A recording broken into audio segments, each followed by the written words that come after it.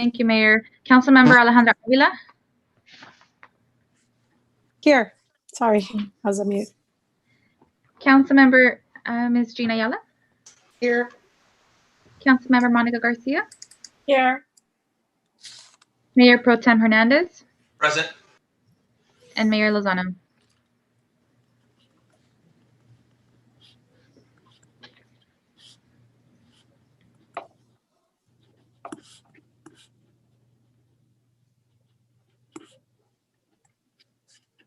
All righty. Thank you very much, Deputy City Clerk. All right, so at this point, I'd like to go over the open session, study session. The items that we have are the jail facility operating options presentation that will be hosted by Chief Robert Lopez.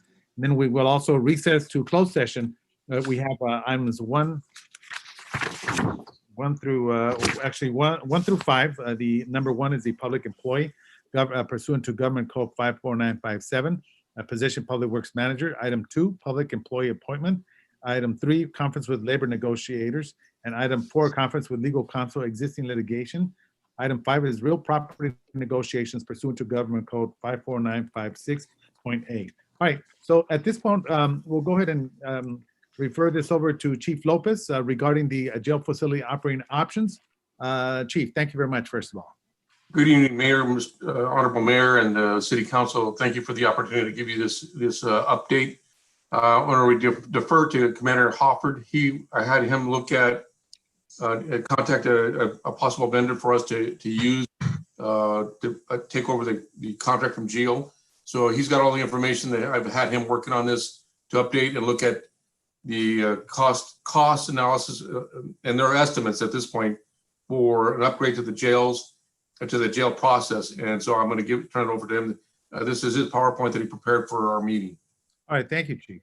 And Mayor, before he gets started, I just wanted to remind you, so we'll have the presentation today and take questions and answers and input, and then this will come back to you on November 4th for your final decision. We did get them to extend the contract to the end of November, so we did get a little extra time. Thank you, appreciate that. Yes, thank you. Mayor. Thank you, Vice Mayor, council members, Chief, and everyone else present. And thank you for this opportunity to speak. So here we have the our jail update presentation for you. Next slide, please.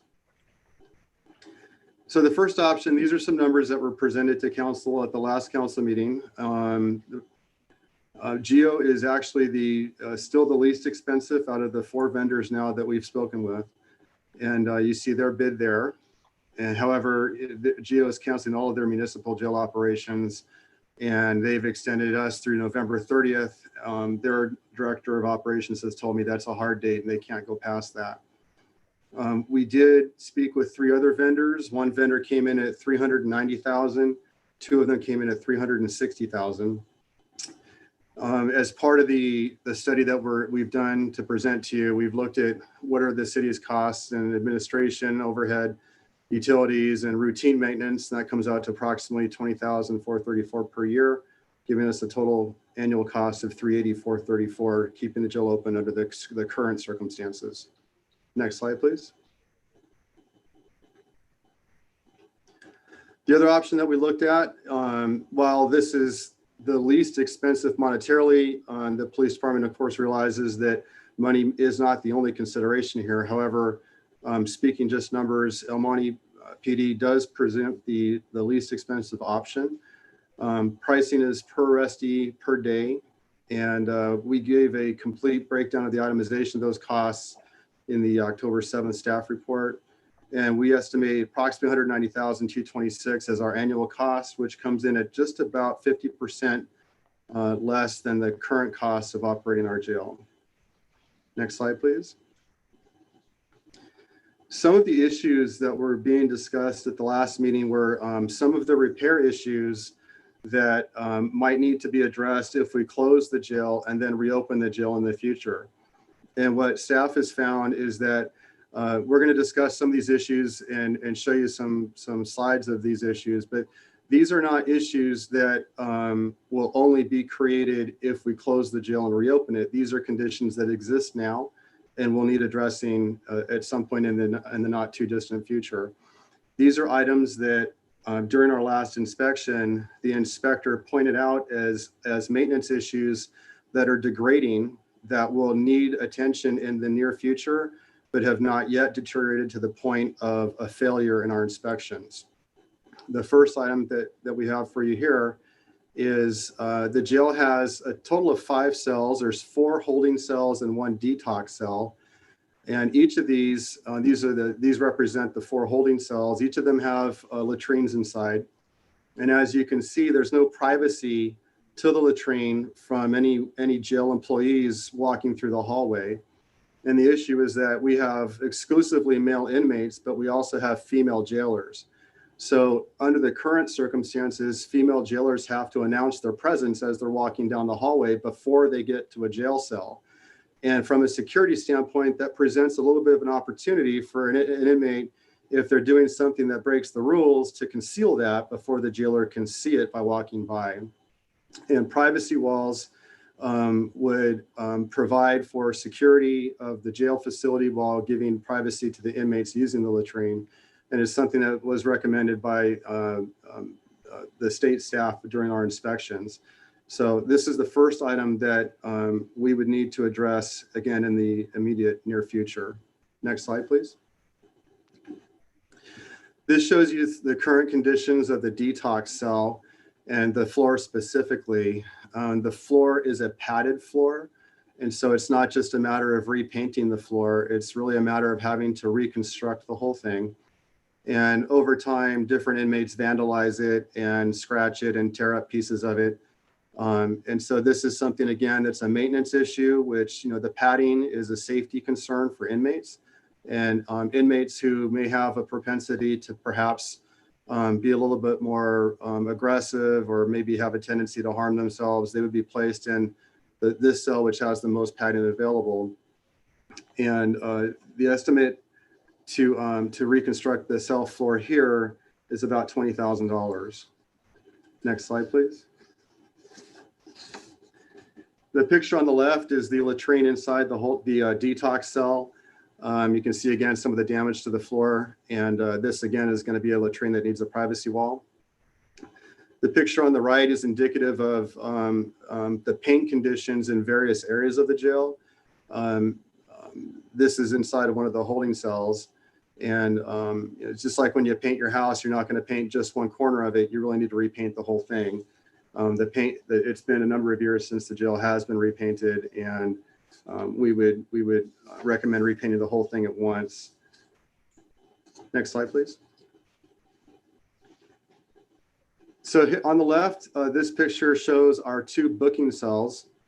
So this picture is taken from the general area of the elevator, which goes down to the basement floor to the jail.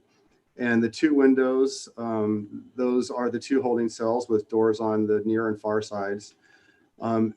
Inmates are brought here when they're first brought into the jail. They're searched, their property is inventoried. The jailers conduct the booking on those computers that you see. So this is a temporary holding facility where inmates are processed. And some inmates will be released on a citation. Some will be transferred to another jail facility, and some will be held in our holding cells. The issue that we have here is that the picture on the right depicts one of the cameras covering booking cell number 1 on the left, and it's broken. It was damaged by an inmate.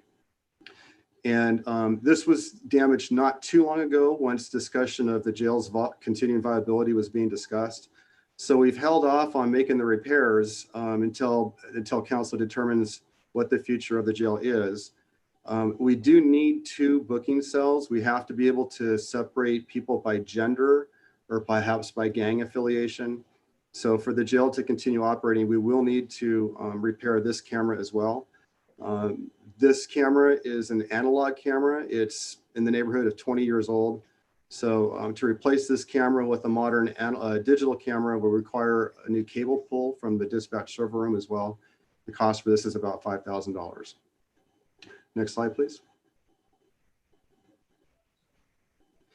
So in addition to the $380,000 of operational costs that we estimate for this fiscal year, This is the price breakdown of these non-routine maintenance costs that we've just discussed, and issues that are going to need to be addressed fairly soon before they become violations with the state inspecting agencies. We consider the highest priority to be the camera. That's going to allow us to keep the jail in its most efficient status, booking inmates that are going to be going to any of the different locations that we talked about, either housed here, housed at another facility, or released on a citation. We consider the privacy walls the second highest priority, paint the third, and the floor as the fourth priority. A total, we estimate about $45,000 in repair costs to bring the jail up to clean and modern conditions under which we won't be concerned about future jail inspections. Next slide, please. And that's the end of the presentation. We'll entertain any questions if there are any. Thank you. All right. Yes. First of all, Commander, thank you very much. And Chief, I do have some questions about this. Yes, sir. Now, my first question is, the Commander mentioned, Commander Hofford mentioned that it passed state inspection. Is that correct? Is that what I heard? Yes, Yes, sir. sir, that is correct. Right. Then again, so I think, looking at the cost factors here, I think it's wise for us to invest that versus it being closed down.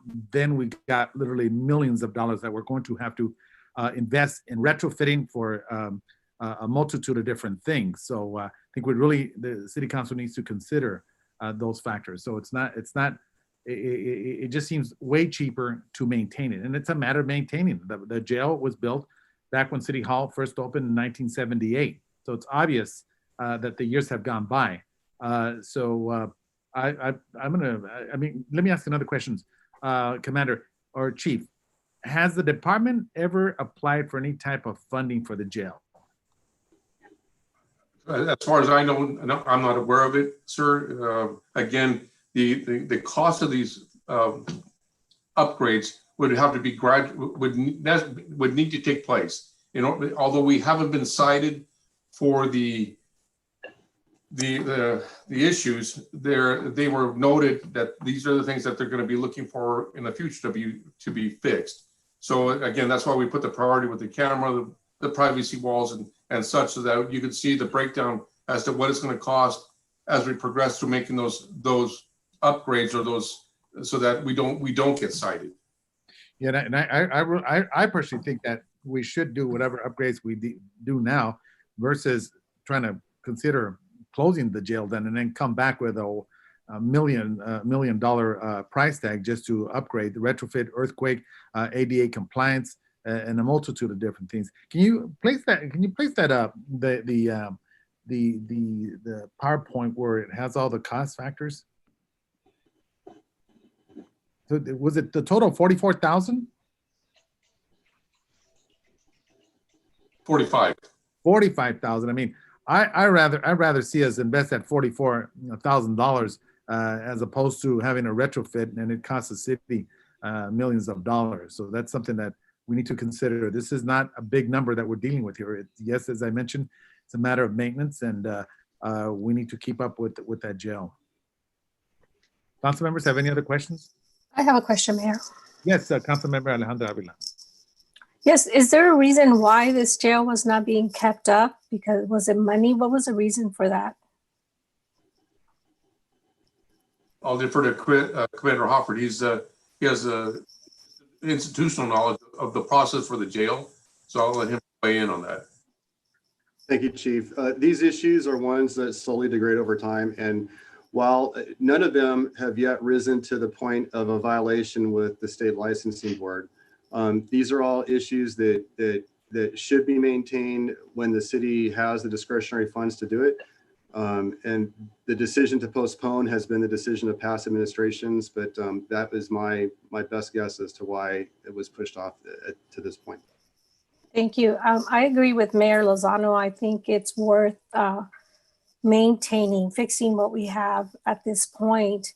And we definitely need to keep up with it, although we haven't been written up by anybody. But it's important to remember we have human beings being put in these facilities. They do deserve privacy. they're there, I'm sure, because they committed a crime, but that's besides the point. We need to provide a safe, clean place for them to be while they're in detention in our facility. And I definitely agree that we do need to do the retrofitting and make sure it's up to code, and that it's in good working facility, not only for the inmates, but for our police department, our police officers, and the jail keepers that work in there. Thank you. Thank you. Council members? Yes, Commander. Yes, Vice Mayor Hernandez, sir. Thank you, Commander Hofford. So explain to me a little bit, I need to understand more about if we were to shut this down for, say, a period of a year, what would be the actual costs of upgrades, or what type of upgrades would be mandated by the state licensing board if we were to shut down for a year? Just the ones that I described in the PowerPoint presentation, sir. So what you're saying, just for clarification, is it's $45,000 that roughly that we would have to pay in order to standardize our jails for future use, correct? Yes, sir. It's not so much a point of bringing us up to standards. These are really just repairing maintenance issues, wear and tear issues that have gone unaddressed. The privacy walls, I would think, are probably bringing us up to standard. The paint on the floor are just wear and tear repairs. Got it. And currently, right now, on average, pre-COVID, what was the number of arrestees that we were booking? Our police department, not anybody else. About 180 to 190 a month. 180, 190 a month. Okay.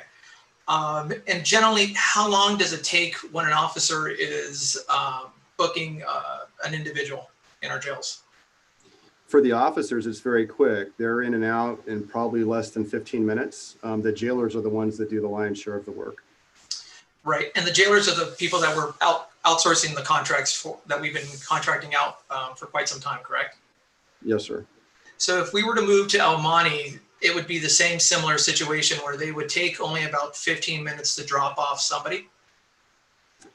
We estimate a bit longer than that, sir. We think about an average driving time, probably 15 minutes would be a conservative amount to and from each. There's going to be probably about the same 15-minute booking time, even though an El Monte jailer is doing the work, same as here. We do estimate an additional driving trip where officers will have to drive to the Baldwin Park station to log any evidence that they might have, something that they're able to do on the same trip now. Right. Because again, what we're really talking about is, on average, about $190,000 in cost savings in general fund, because this is not being supported by any special funds right now. Is that correct? Correct. Perfect. Thank you. Thank you. Yeah, Commander Hofford, I'm still your question. I for some odd reason, I think we need to look at it. So you're saying that you mentioned some of the items that we need to repair. So I'm kind of mixed up. I guess I question. I think that if we close it now, we're going to have to retrofit that facility. Are you certain of the statement that you just shared with us, that the state would only require those particular areas that you just talked about? This is what the jail supervisor informs me, sir, and he's the one that dealt directly with the state inspectors. Okay, so no, you know what? Let's bring that. I find that hard to. I really find that hard to believe that that's all they would, as opposed to coming back saying you're not ADA compliant. Yeah, you earthquake retrofit. You know what? I don't want to take a chance. For one, as I stated before, I'm adamantly opposed to closing down this jail. So I think I want more information about that. How does our police officers and our chief, how do they feel about closing this facility and taking it elsewhere, like El Monte per se? What is the feeling? Well, obviously, ma'am, it's responsible to have our own officers booking at their own jail. And again, your driving time, having officers respond to El Monte, booking in, there might be you never know if there's a wait for the officers to do their process, and then they come back, and then they're also booking their evidence here and then doing the reports. So that would take them off once they have to book somebody and take them to Amani, that's going to take them off our support here. They're going to be off the clock, not off the clock, but off our call time. If we have somebody that needs assistance, now we're going to have that officer not available because now they're commuting to Amani. And like you said, you don't know the wait time for processing over there. So we really don't have an idea how long it's going to take. It may vary depending on the day, right? Correct. It may vary. So it is an inconvenience for us to have to take them to another facility because now we will be out of that officer being out for service in our city. Correct. Correct. You know, So what I want to request. go ahead, Mayor. No, go ahead. Sorry about that. So I see it as it's inconvenient. It's a liability because now we're short an officer here in our city when they're commuting, trying to get somebody booked in another city. And we're not going to know how long that's going to take, how long that police officer will not be available to respond to the calls here in Baldwin Park. So that's concerning to me. Yeah. And I think for me, I still want us to bring back a report from the state indicating if the jail, hypothetically, were to close, what will be required? Are we required? I guess we could possibly even be considered as non-conforming if we need to have these retrofits and so on and so forth. So let's bring more information about that, Chief. I really want to make sure that that we're getting that information in writing, that we're seeing it, so that we know what other potential liabilities may come into this narrative. My concern is we should look at spending spending that $45,000 and do what we need to do to bring the jail up to par, so that and again, well, let me just say, it's a matter. This is more of a maintenance issue. And is there grants or anything that we can apply for to get money to get this facility up to par? We'll take a look at that, but I'm not aware of any grants that would allow us to get that funding. The other thing is that we have to keep in mind also that we've budgeted for up to the, I believe, to the end of the fiscal year, and we've already, so each month we're incurring cost, and we still have to pay for have the future company assume the current cost until the next fiscal year, until we can put that back on the plate. So I believe I'm not sure what the remaining cost is. Commander Hoffler has that information. As we will have to come up with in order to not only the 45,000, but also to make sure that we secure the other contract if they're willing to accept the terms. And how long do we have before we have a decision on this? November 30th. November 30th is Yes, the ma'am. deadline. That's a deadline. I was able to talk to the CEO, and they granted us to November 30th, and that's as far as it's going to go. Okay. So Mayor. Yes, go ahead. I'm sorry. Councilmember Monica Garcia. Thank you. I mean, I support the renovations. They're necessary, especially given the time frame. Not a lot of time to think about this. But I did want to, along with, in agreement with Councilmember Ayala, I do want to know if we can pursue any grants for the maintenance and operation of the jail and to help offset some of those costs to the general fund. And I'm wondering if, working through Steve Similian's group, we have them on a contract to help us with grants. So I'm wondering if they've been able to identify anything or if this is something that we can ask them to look for. Yeah, and I am curious to know, what about the asset forfeiture funds? What do we use those funds for these days? I know that there was a few years ago, there was a reduction, but can you tell us a little bit about the asset forfeiture, Chief, and how those funds are being utilized at this point? How much? Yes, ma'am. I'll defer to Commander Hofford. He has the historical knowledge how the money was spent in the past and what it goes for. And I'm not sure the last time I looked at the amount that's left in that fund. Okay. Thank you, Chief. So, oh yes, thank you. I'm sorry.